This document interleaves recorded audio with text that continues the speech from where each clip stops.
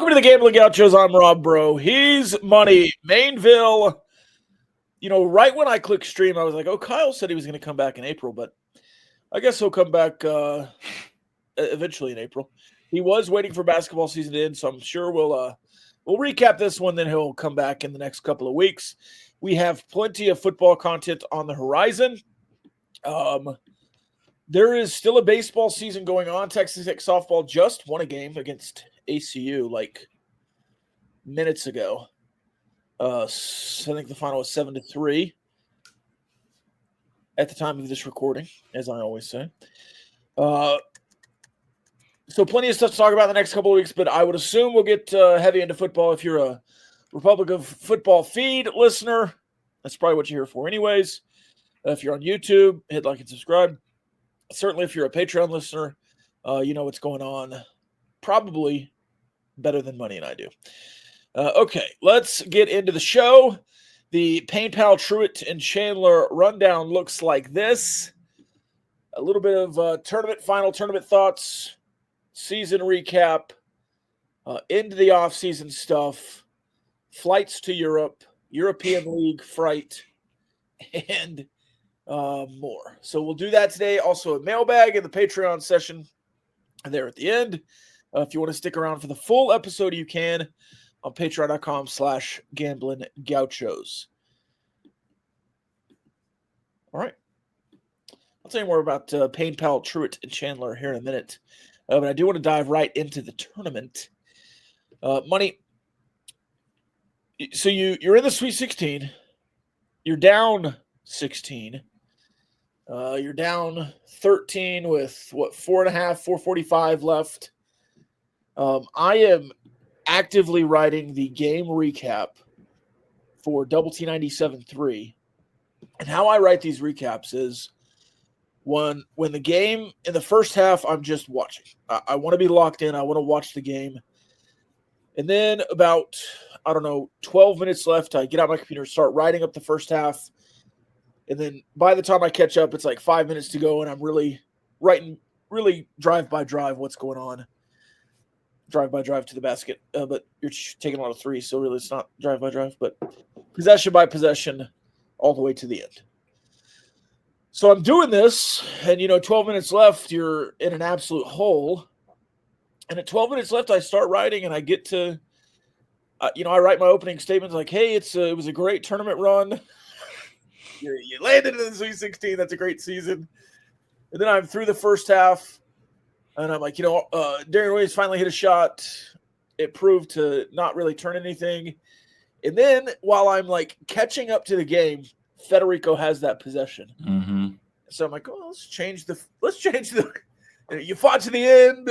I'm changing the first bid, and then they get back up with about 5 minutes to go, and I'm caught up all the way, and I'm like, all right, so this is your season ends in the Sweet 16. You just didn't quite have enough steam from Darian Williams.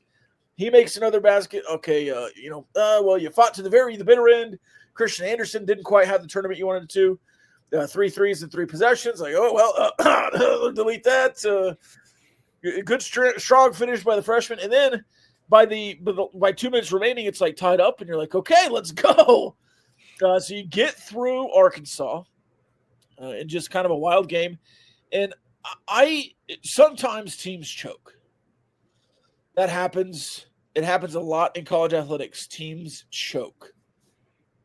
I thought you went and took the game from Arkansas. I thought you made more shots.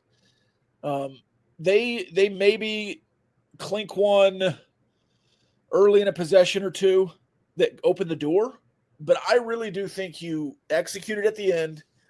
They did not. You forced overtime, and you certainly just took it in overtime. Because they were making shots in overtime too. You made more. Yeah. So I thought you went and took that game. 2 days later, you get to Florida. You're up 10, and I'm not writing the recap, but in my mind, Choice Woodman's writing this recap. I don't know why we put King Jinx on the final on the the Elite Eight recap.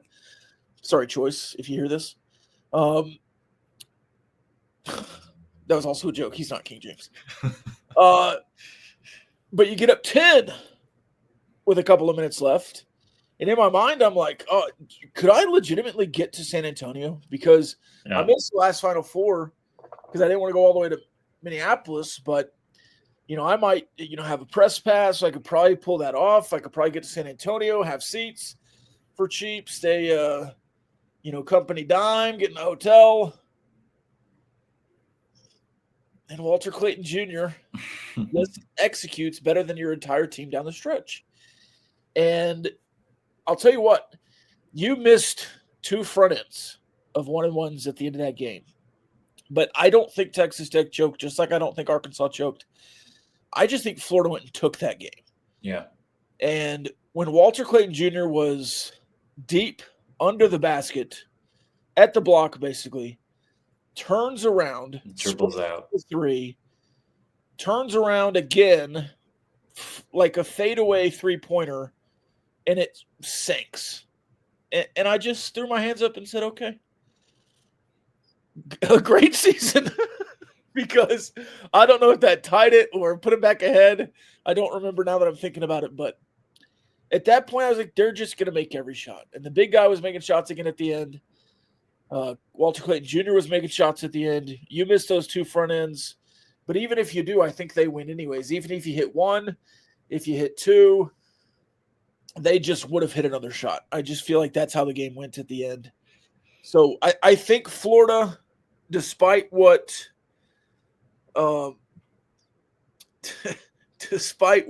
Chuck said at the end of the game, maybe coming back, walking back what he said at halftime, I think Florida was probably the better team.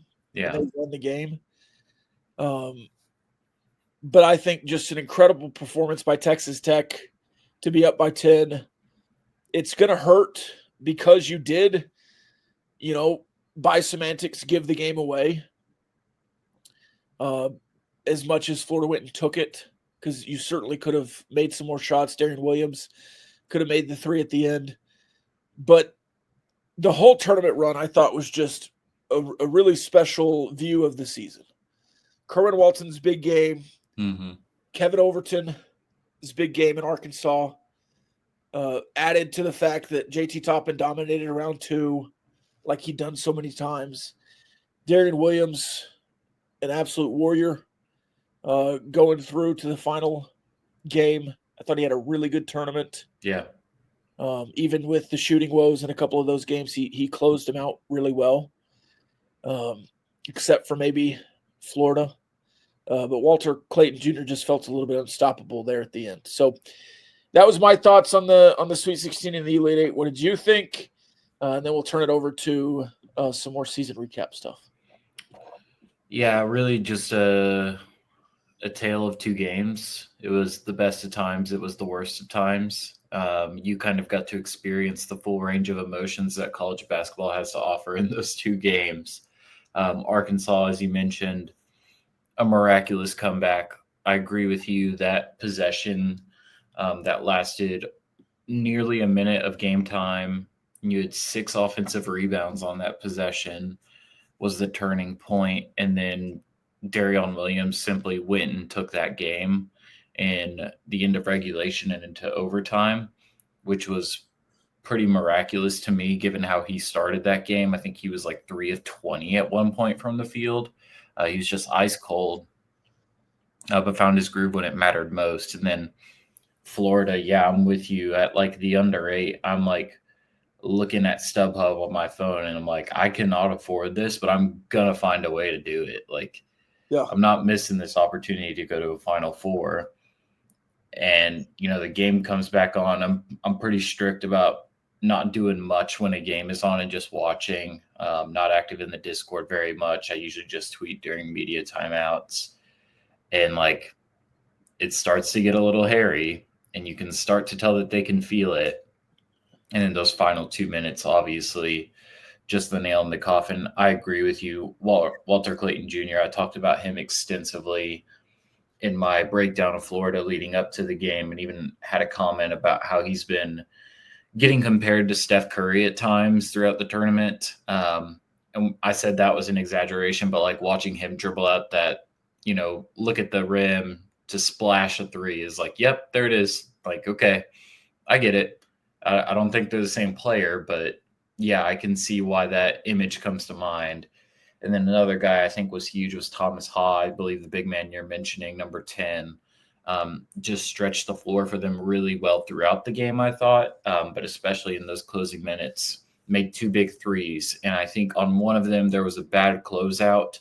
A Red Raider defender had kind of misjudged the shot fake, trailed a little too far back into the paint, gave him just enough space to make that shot. But outside of that, there's not a lot that you can look to in the final 2 minutes to be like, yeah, you did this wrong. Like you didn't make shots and you didn't make free throws throughout the game, which was obviously a huge hurdle in securing a win over Florida. But I think, I'm with you.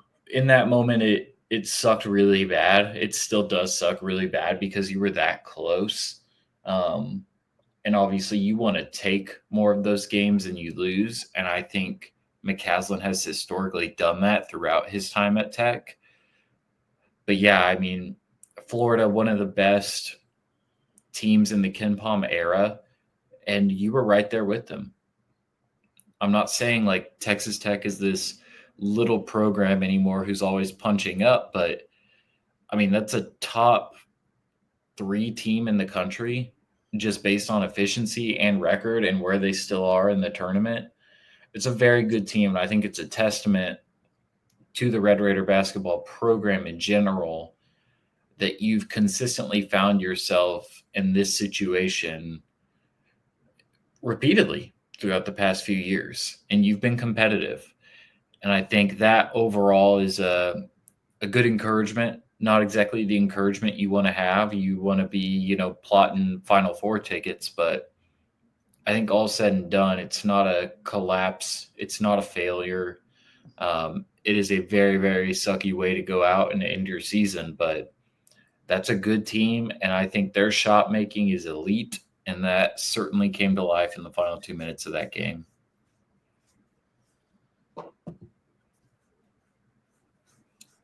They are now in the Final Four. All 4 1 seeds in the Final Four. Duke, Houston, Florida, Alabama. Just final thoughts on the tournament here. Are you the kind of guy, let me ask you like this. Would you rather the team that beats you win the national championship or the fellow Big 12 team win the national championship?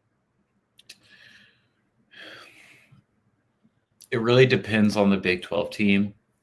Well, it's yeah. And the weird thing is I still don't feel like I have a lot of ill will towards them. Yeah. Like I feel like you're budding a good rivalry with them on the court, but just the stature of the program, like it's impossible for me not to respect what they're doing and the level of success that they found with Kelvin Sampson. I think this year I would like Florida to win because I think it would prove out that they're the better team. If Houston somehow beats Duke and Houston beats Florida in the national championship game, that's going to really sting. But I think Florida beats Auburn. I think Duke beats Houston. I think Duke ultimately wins it all. But I do, in most of my brackets, I have Florida winning the national championship. I do think Duke's a bit of a wagon. They're probably due to have some kind of off night, though they haven't had many all year. Houston. Oh, first of all, what does BLOB stand for? Baseline out of bounds. Okay. I don't think I've ever seen that before. It's usually either BLOB, sideline. Yeah. All right. Some coaches do boob and soob, but it's usually blob and slob. Okay. Baseline out of bounds. Or baseline out of bounds. Okay. All right. The blob. I don't think I've ever seen that before. So I couldn't quite place the acronym. I knew what they were talking about because it just happened, but used my context clues. Anyways, I want Duke to win. In the scenario that either Florida or Houston, I would rather Florida. You lose to the champion. Now, there are some things that Tech fans could take solace in if Houston wins. Obviously, not conference pride. I hate that term. I'm not in the SEC. But conference strength, because this is a down year for the Big Yeah. 12. Even though Houston ran through it, they only lost to one Big 12 team, Who? Texas Tech. Oh, So I think there's that. I think there's some positives to it for the conference. Obviously, there's probably a some more money if you win the national championship that the conference gets, so that would trickle down. But I didn't cheer when Baylor won the Mickey Mouse Bubble tournament. I didn't cheer when Kansas won it the next year. I would not cheer for Houston this year. And now it would be 4 participants in the last 7 seasons, 7 seasons, 5 tournaments, 6 tournaments from the Big 12 to play in the national championship. If Houston won, it would be 3 champions and 1 participant, and that also bugs me. So I'm not. I want Houston to just go ahead and lose to Duke. And Duke, Florida, I think, is an incredible matchup. I think Auburn is also an incredible matchup, but I don't want Auburn to win just because, I don't like Bruce Pearl. I'm just being a hater right now. I don't like Bruce Pearl one bit. But just for the sake of college basketball, I don't want the 25-year-old team to win. I don't know. Maybe it helps in the long run. Hey, if you stick around to 25, Darian Williams and JT Toppin, you can win a national championship here at Texas Tech. But I kind of want the team with a couple of freshmen on it to win. yeah. I don't know. Golden's a creep. Wouldn't want him to win either. Bruce Pearl's just a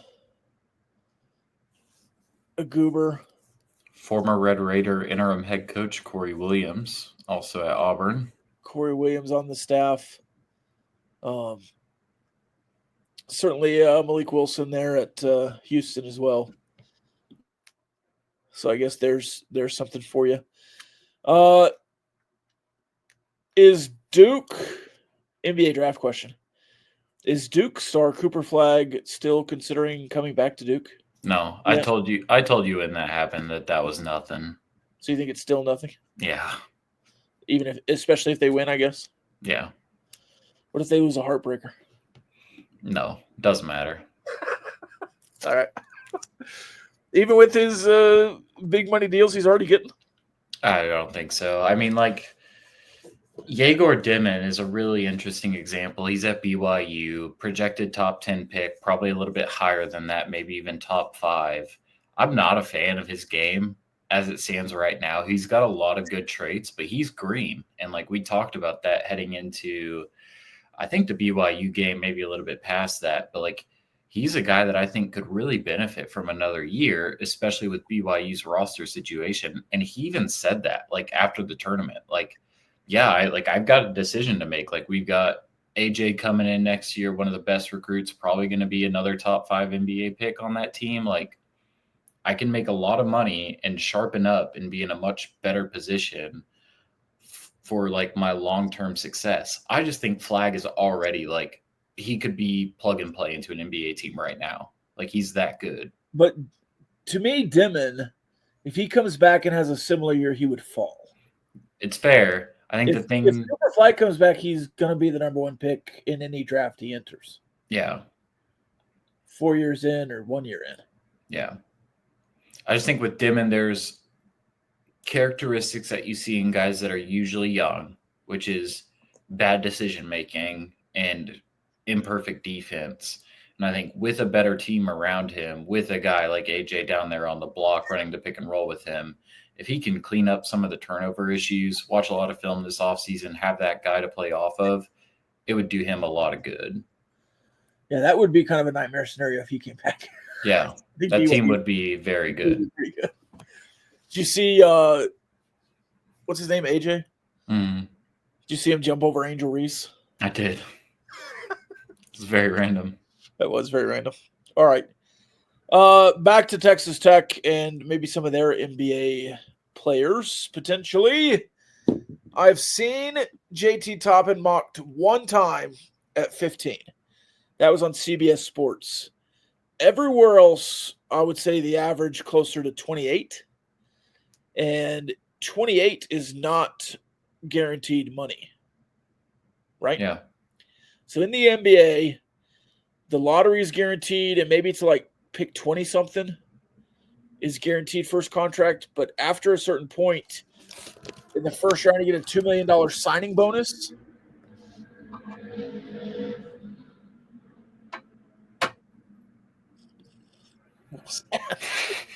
Jet just fly by. And then you have pretty much, just the thought that you'll probably be in the G League to start your career. But I think there are certainly fits out there for JT Toppin. But if he's positioned 28th this year, I don't see him rising in the draft boards. I think people just think he is what he is, right? Yeah. Like if he comes back,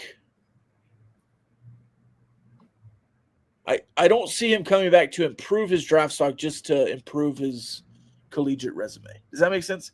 So I think there are certainly things he can improve, but like if he gets 20 pounds heavier and even more of a shot blocker, would NBA teams see the same guy as kind of a tweener, doesn't really fit offensively kind of guy, is just going to be a guy who's going to be scrappy and gets rebounds and putbacks? Or would they say, oh, all right, now he's a legitimate defensive stopper. Maybe he is a lottery pick. To me, he just kind of is what he is, right? Yeah, I think the biggest thing is honestly the shooting. Because of his size at 6'9", he's going to have to play the 4 in the NBA.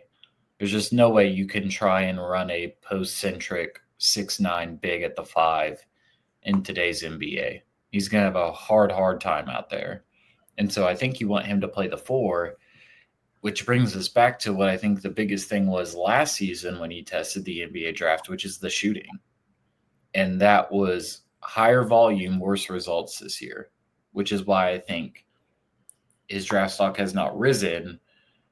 And in many cases, at least per how the mock drafts go, which are, somewhat a reflection of what NBA teams are thinking, but not always 100% predictive or accurate. He's down compared to where he was last year. And so I think, what do you do about the shot? I believe he was also worse on free throws this year, which isn't a good sign. Could be wrong. Would need to double check that, but I think he was at 66% this year. And so I think it is the shooting and okay, is that something he's clearly comfortable taking it?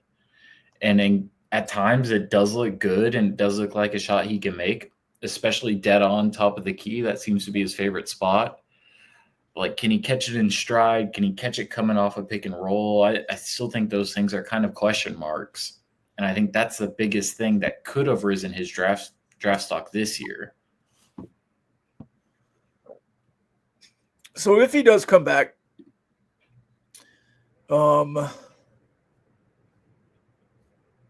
is it just as simple as getting to the line more, shooting more, and then taking more threes? He took 1.5 per game this year.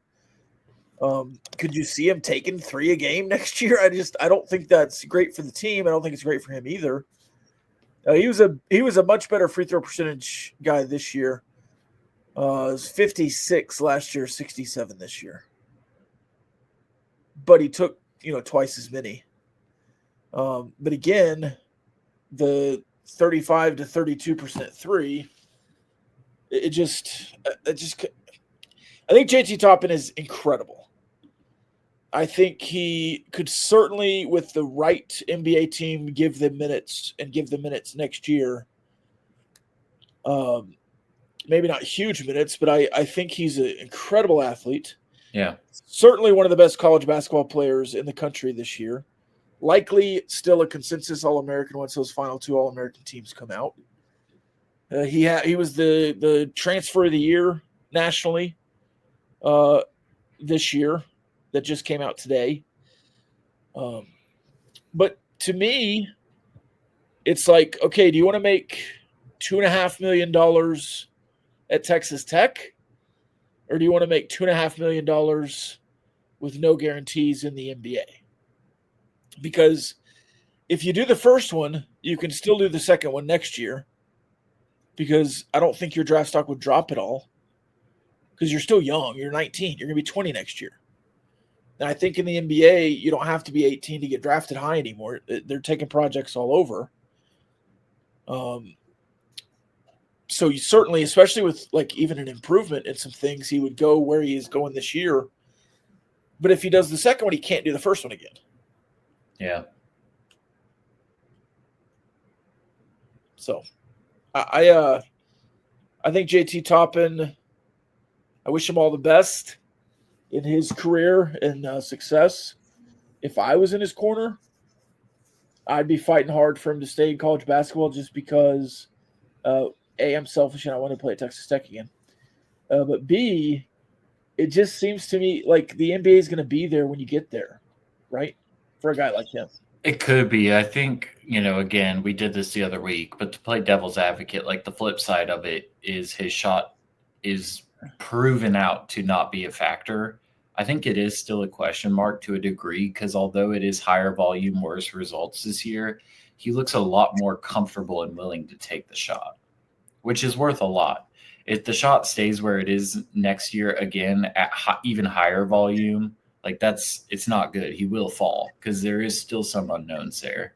But yeah, I mean, I think, look, the biggest thing is this is a conversation that's worthwhile to have, which is pretty awesome considering this is the Big 12 player of the year. Like, you have a guy who I think unlocked everything that you did offensively this year, was unstoppable at times in the paint, and is really productive on the glass and affecting shots when he's downhill, and who I think still has a lot of potential, whether it's shooting the three or just improving defensively overall when he's not blocking shots. I mean, we're talking about the fact that a potential return of this guy is very much in play. Like, it's a conversation worth having, and it's a difficult decision for him to make. And then Darian Williams, obviously, speaking to European League. That was the funniest post I saw this week. Did you see his reply? I guess you did. You might have posted it.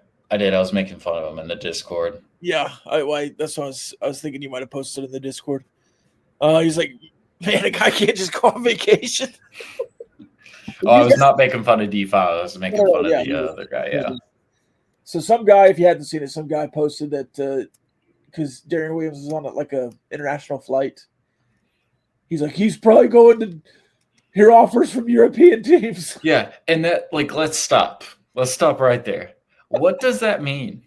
I don't know. What does that mean? In today's college basketball, guys do not need to fly across the world to talk to the Israeli Dragons and for them to say, we would pay you a $700,000 contract to come play with us this year. No, you think Grant McCaslin is sitting there with him in his exit interview and was like, man, I don't know if we want to bring you back. It's a real barter to think. No, dude, they're opening the checkbook and telling him, we want you back. What do you want to get paid? We'll pay you it. Like, guys in today's college basketball are not thinking, oh yeah, my best resort at this time is to move halfway across the country or across the world and start playing basketball there. Like, no, that doesn't happen. This is not Clarence Nadolny, all due respect to him. This is a guy who, even in a down year, was first team All Big 12, is getting a ton of NIL deals and exposure from what he did in the tournament, the second best tournament in Texas Tech history, I would argue, and is poised to be a central figure on next year's team. Do I think it would be worthwhile for him to have as many conversations as he would like? Of course. Do I think it would even be worthwhile for him to enter the draft while maintaining his eligibility and hear what NBA scouts have to say about him? 100%. But this is not a guy where you're like, oh man, I don't know, like, might be going to the Shanghai Sharks. So we just don't know if we want to shell it out to a guy that only hit the, 500 plus points, 125 plus assists. Like I tweeted this the other day, but him and like Cooper Flagg are the only high major players that have had equal production in points, assists, rebounds, steals, and blocks this year. Yeah. Come on. That's pretty good. Is it crazy to say that if one of them comes back, one of them between these two we're talking about, if one of them comes back, it's way more likely that both come back? You think they're kind of a, hey, let's run this back together kind of duo? I think so. And I think the general feeling that I get from this team is that all these guys really liked playing together. We talked a little bit about the no ego thing leading into the tournament and throughout the tournament and how that really became true. And like, it doesn't seem to matter on this team who eats that night. Everyone's happy that they get fed. And so I think, I think it determines what ultimately you want to do personally, but I think these guys really like playing together and I think they like what they're playing for. I think that's a big factor.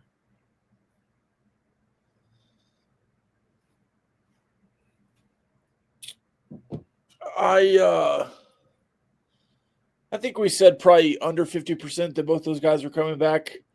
I think I'm creeping over 50% for Darian Williams, probably close to 50% for JT Toppin.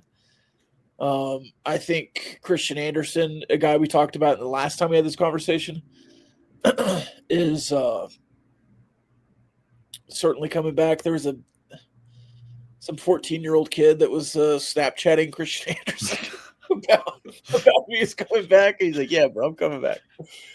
Odd behavior by the Texas Tech fans this week. It is really weird, and it's also, to me, and I know that like I've been ingrained in this fan base since I've had a phone in my hand. So I feel like I have a good pulse on this, but I feel like Texas Tech's success in recent years has really contributed to some of this. Like the fact that we have like 38 different like Texas Tech basketball fan club, Texas Tech basketball recruiting, Texas Tech basketball, whatever.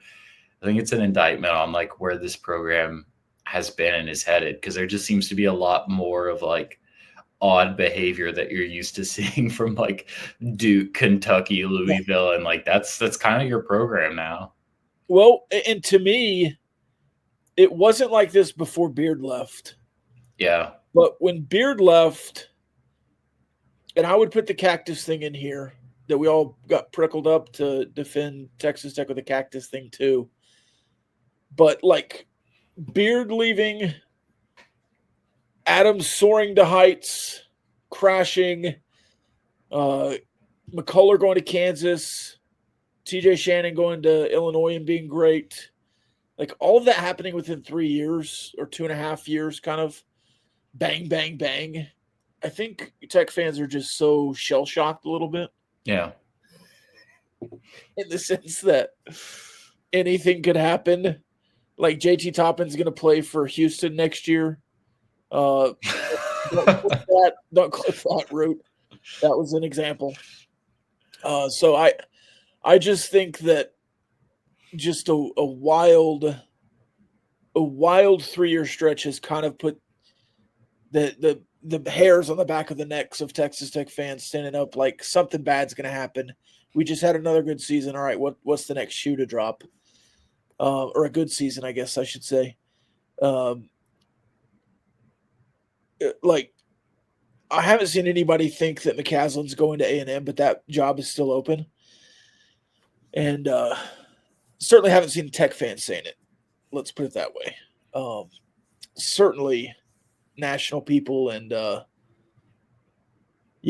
A&M fans have been talking about it, but like that's the kind of thing that seems to happen to Texas Tech basketball after something good happens. So I hope everything's fine and calm. I encouraged patience yesterday. Elijah Hawkins, Kevin Overton was the first to commit last year. Federico and Kevin committed on back-to-back days in the middle of April, 16th and 17th. And then you had Elijah Hawkins on the 30th and JT Toppin like on May 28th because he was still in the NBA process. The year before, not quite apples to apples here because Grant McCaslin didn't join until about now. that also took some time to materialize. So I think this program under Grant McCaslin has been let's call it decisive, Patient, yeah. patient, deliberate, I think is a good word for it. They're not going to just go get the first 4 commits and go from there. So roster outlook stuff. Federico technically gets a year back in the Diego Pavea rule.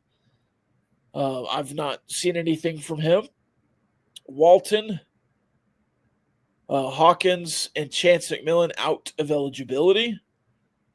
But everyone else is eligible to return. I would assume, we talked about Yalaho a while back. Kind of a weird turn this year, in my opinion, from him, especially after the Cambridge loss, that he didn't play more. And of course, the mysterious injury that he had there down the stretch because we never knew what it was. And then he warmed up in the Florida game. Yeah, then he was dressed. Yeah. And hadn't been dressed in 2 months. So odd that he hadn't played more. I thought, maybe he was heading for a medical red shirt. Maybe he still does. But even so, it's a little bit strange. We haven't seen anybody get into the portal. Yeah.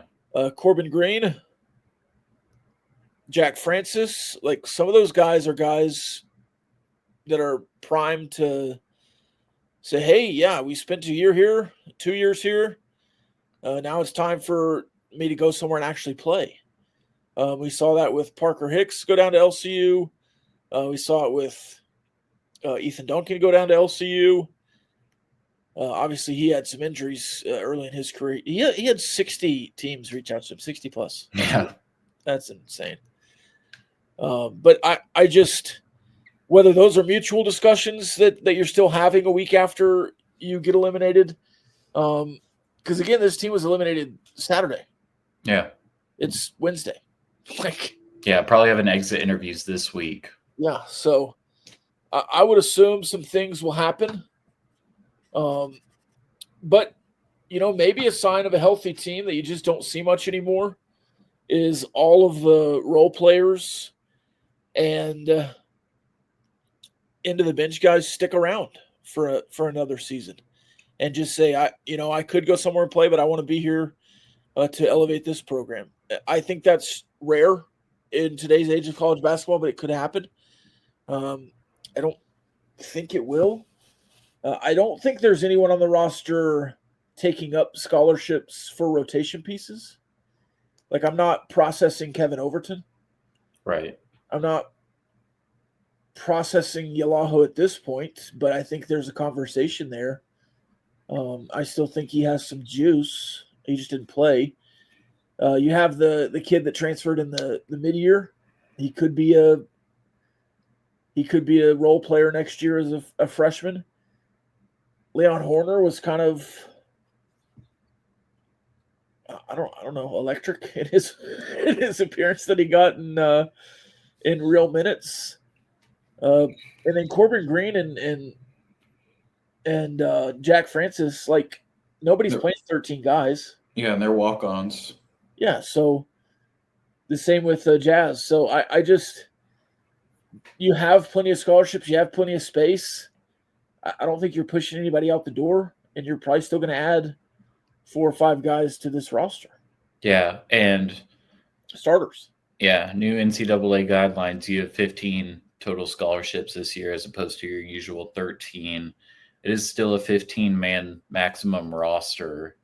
But I'm with you. Like, right now you have 7 scholarships to work with, and you've lost nobody to the portal. Like, you have plenty of room to fill the gaps with high-level players. Again, I don't think the roster stays as it is right now, just because it is 2025 in college basketball. Right. But and this is purely speculative. This is nothing based on reporting. I would not be surprised if significant contributors from last year, meaning Christian Anderson, JT Toppin, Kevin Overton, Darren Williams, Federico, all stay. And the only real guys you lose are on the fringes. Your Leon Horners, your Yalahos, your Corbin Greens, your Jack Francises. And, I hate to say it, but you can live with those. And if you maintain that nucleus of your roster that's played significant minutes and has seen a lot of game action, you're a very good team. And it's unlikely, but this is what Houston has done is they've kept the core that they need. They've tapped into the portal to fill gaps where needed. This year it wasn't many. They just went out and got a lead guard and Milo Suzon, who turned out to be really good. But if you can kind of maintain the talent that you have and develop it further, you're in position to be a good team.